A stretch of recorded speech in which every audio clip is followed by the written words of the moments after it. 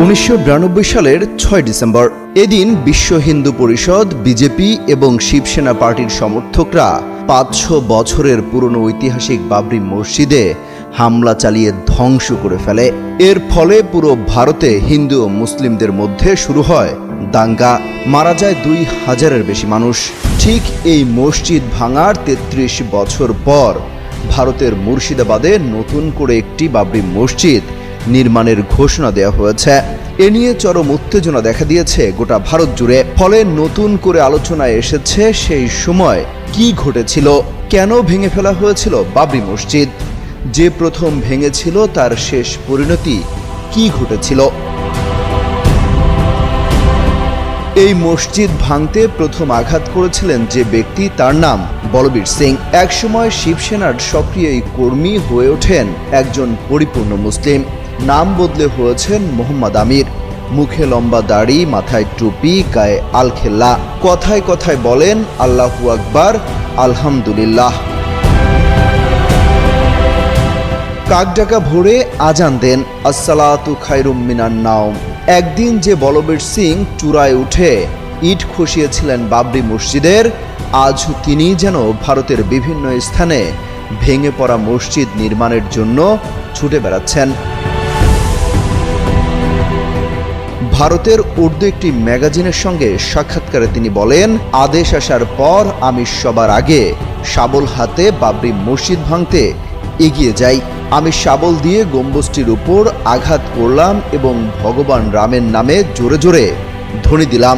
দেখতে না দেখতেই মসজিদটি ভেঙে গুঁড়িয়ে গেল। মোহাম্মদ আমির বলেন, মসজিদ ধ্বংস করে ওই দিন বাড়িতে আসার পর আমার বাবা খুব অসন্তুষ্ট হন। পরিষ্কার বলে দেন, এখন এই ঘরে আমি আর তুমি দুজন একসঙ্গে থাকতে পারি না। তুমি থাকলে আমি বাড়ি ছেড়ে চলে যাব, নইলে তুমি বাড়ি ছেড়ে চলে যাবে। আমার মৃত্যু পর্যন্ত তুমি তোমার মুখ কখনো আমাকে দেখাবে না। রাগে ক্ষোভে তিনি বাড়ি ছেড়ে যেতে উদ্যত হলেন। এ সময় বলবীর ব্যাপারটা আজ করতে পেরে বলেন, আপনি বাড়ি ছেড়ে যাবেন না, আমি চলে যাচ্ছি। বলবীর সেই সাক্ষাৎকারে বলেন, মসজিদে হামলার সময় আমার যে বন্ধুটি বিশেষভাবে আমার সহযোগিতা করে তার নাম যোগিন্দর। আমি বাড়ি ছেড়ে চলে আসার কিছুদিন পর যোগিন্দ পাগল হয়ে যায়, সম্পূর্ণ উলঙ্গ থাকতে শুরু করে, পরনে কাপড় রাখত না। অত্যাচারে অতিষ্ঠ হয়ে তাকে শেকলে বেঁধে রাখা হতো। 1993 সালের 9 মার্চ আমার বাবা মারা যান। বাবরি মসজিদ ভাঙার অপরাধে আমাকে খুঁড়ে খুঁড়ে খেতে থাকে। তাছাড়া যোগিন্দর পাগল হওয়ার পর আমার মন সবসময় ভীত থাকত। না জানি কোনো আসমানি বিপদ আমার উপর এসে পড়ে। বাবার দুঃখ, মনোকষ্ট এবং যোগিন্দের করুণ পরিণতি আমাকে বারবার ইসলামের দিকে ডাকতে থাকে। ফলে 25 জুন 1993 জোহর নামাজের পর আমি ইসলাম গ্রহণ করি। আমার নাম রাখা হয় মোহাম্মদ আমির।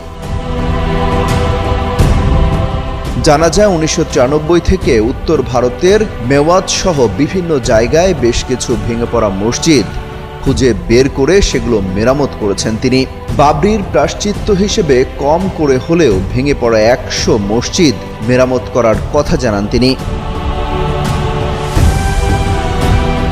ভেঙে ফেলা ঐতিহাসিক মসজিদটি রামায়ণখ্যাত অযোধ্যা শহর, ভারতের উত্তরপ্রদেশ রাজ্যের ফৈজাবাদ জেলায় অবস্থিত।